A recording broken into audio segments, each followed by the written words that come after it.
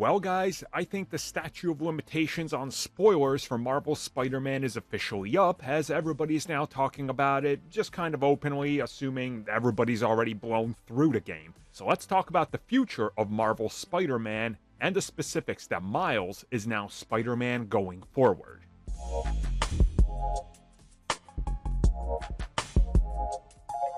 So once again, this comes at us as a direct confirmation from the game developers themselves, aka Insomniac, and they recently talked about the ending of Marvel's Spider-Man 2 and what direction they're going to be taking the franchise in.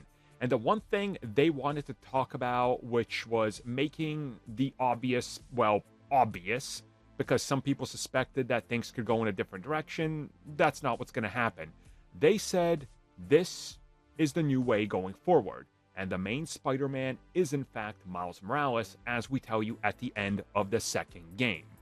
He is Spider-Man going forward. Now obviously, with the direction that the story goes, where they leave off, the little cliffhanger they got at the end there teasing what comes next, and of course Peter's life decisions and everything like that, the natural course of progression here is, Peter is no longer going to be full-time Spider-Man.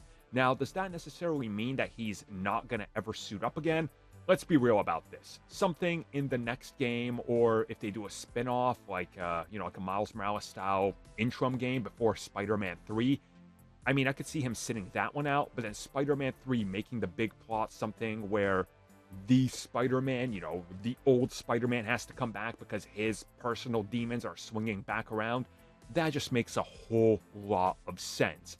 And them saying that the moment you see Miles sort of become the Spider-Man and take over the reins, that is important narratively to what's going on next. And make no mistake about it, Insomniac more than likely had an early plan for how they're going to handle the trilogy, including some of these additional things, changes to lore and all that. They're not just winging this. Obviously, structurally, the middle chapter, well, again, removing Miles as a sort of not middle chapter, because you can kind of skip Miles and still know exactly what's going on with him if you want, but you see what they're going for and what they're saying here, and to me, it's fine. Again, this Peter Parker is much older. We catch up with him. He's way further into his career than we ever thought, so it'll be interesting to see what they do next, but overall, I'm excited.